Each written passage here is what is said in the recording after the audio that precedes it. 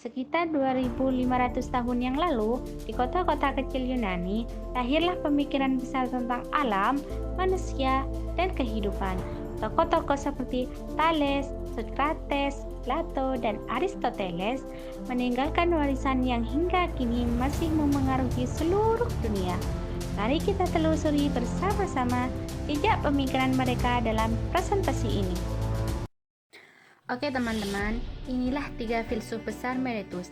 Mereka adalah Thales, Anaximandros, dan Anaximenes. Bangsa Yunani sesungguhnya bangsa yang sudah lama mengenal ilmu pengetahuan, terutama ilmu filsafat. Jauh sebelum nama Socrates, Plato, dan Aristoteles dikenal luas oleh dunia, Yunani sudah memiliki filsuf-filsuf besar. Begitu pula, jauh sebelum nama Athena dikenal luas, Yunani memiliki Miletus sebagai tempat awal mula peradaban filsafat itu muncul.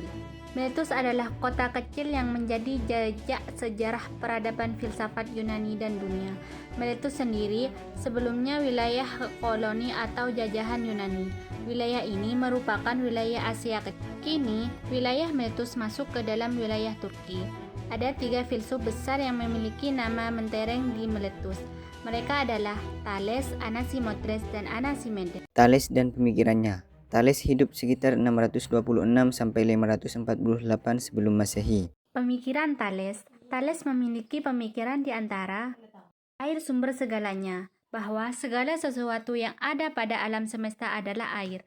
Pelopor filsafat Miletus ini meyakini bahwa segala sesuatu berasal dari air dan akan kembali menjadi air. Kosmologi dan astronomi. Thales secara akurat memprediksi gerhana matahari, menunjukkan pemahamannya tentang fenomena langit.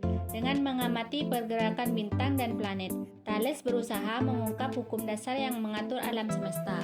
Meskipun teori kosmologinya belum sempurna dibandingkan penelitian modern.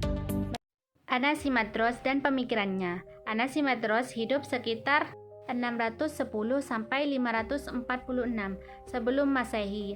Ada yang mengatakan Anaximandros adalah murid Thales. Ada pula yang mengatakan Anaximandros adalah teman seangkatan Thales. Satu hal yang pasti bahwa Anaximandros juga membicarakan sumber atau penyebab adanya segala sesuatu di alam semesta. Kalau Thales mengatakan air sebagai sumber atau penyebab kehidupan semesta, maka Anaximandros berkeyakinan bahwa alam semesta adalah sesuatu yang tak terbatas. Filsuf ini beranggapan bahwa dunia yang kita hidupi atau dunia manusia hanyalah salah satu dari banyak dunia yang muncul dari sesuatu yang ia sebut tak terbatas. Anaximandros juga beranggapan bahwa sumber dari segala yang tercipta di alam semesta adalah yang tak terbatas tersebut. Lalu, apa yang ia maksud yang tak terbatas itu?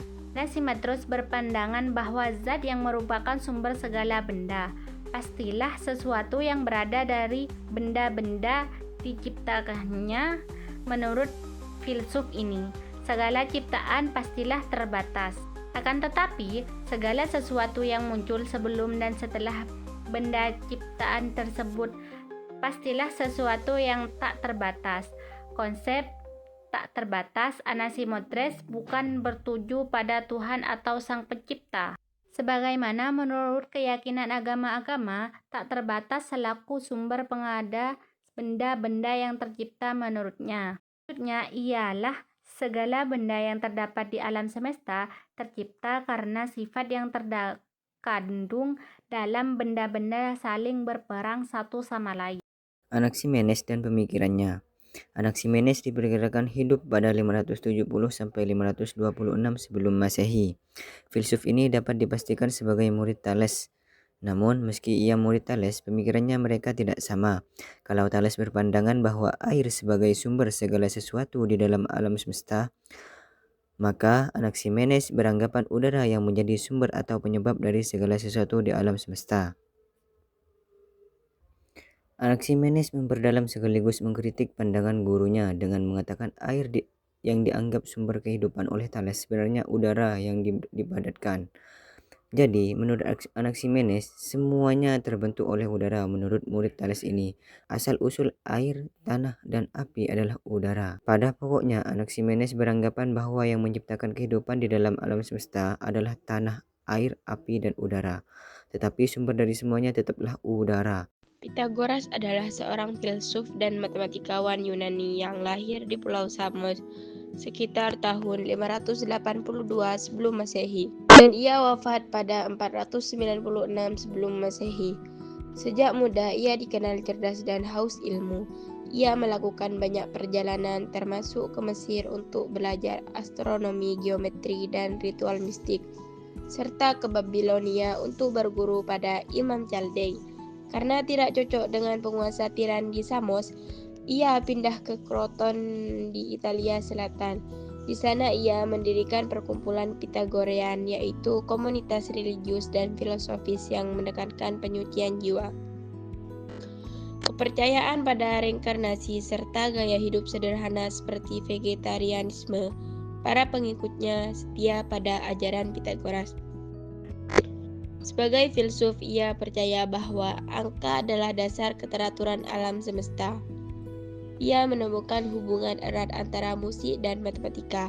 Misalnya, perbandingan panjang dawai menghasilkan harmoni tertentu.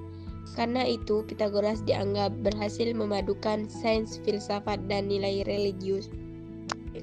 Sumbangan terbesarnya ada pada matematika, khususnya teorema Pythagoras yang menyatakan bahwa kuadrat sisi miring segitiga siku-siku sama dengan jumlah kuadrat kedua sisi lainnya. Teorema ini menjadi dalil penting dalam geometri hingga sekarang. Pemikiran Pythagoras berpengaruh besar, bukan hanya bagi murid-muridnya, tetapi juga tokoh besar seperti Plato dan Euclid. Warisan ajarannya tetap hidup dan menjadikannya dikenal sebagai filsuf besar sekaligus bapak bilangan, yang melihat angka sebagai kunci memahami alam semesta. Zeno adalah murid junior Parmenides, bagian dari apa yang disebut mazhab Eleatik, dan ia berinisiatif untuk memberikan bukti lebih lanjut tentang sifat ilusi perubahan dengan mengajukan serangkaian paradoks yang sekarang dikenal sebagai paradoks Zeno. Paradoks Zeno yang paling terkenal disebut Achilles dan kura-kura, di mana Achilles adalah seorang pelari cepat dan kura-kura yang bergerak lambat.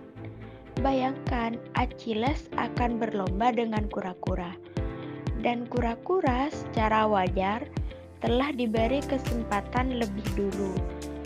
Kita dapat membagi perlombaan menjadi beberapa tahap, kata Zeno. Pada tahap pertama, Achilles berlari ke tempat kura-kura berada di awal perlombaan. Katakanlah titik A. Namun, sementara itu, kura-kura akan maju sedikit ke titik B. Pada tahap kedua, Achilles berlomba ke titik B. Sementara itu, kura-kura maju sedikit lebih jauh ke titik C. Pada tahap ketiga, Achilles berlari ke titik C, dan kura-kura berjalan pelan ke titik D.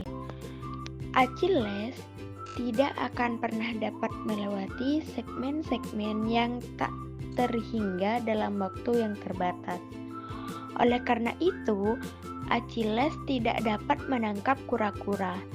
Fakta bahwa jika kita menggelar perlombaan seperti itu, kita dapat menyaksikan Achilles melewati kura-kura dalam waktu yang sangat singkat, hanya memperdalam paradoksnya. Inti dari paradoks Zeno adalah untuk mendukung Parmenides untuk menunjukkan bahwa perubahan adalah ilusi.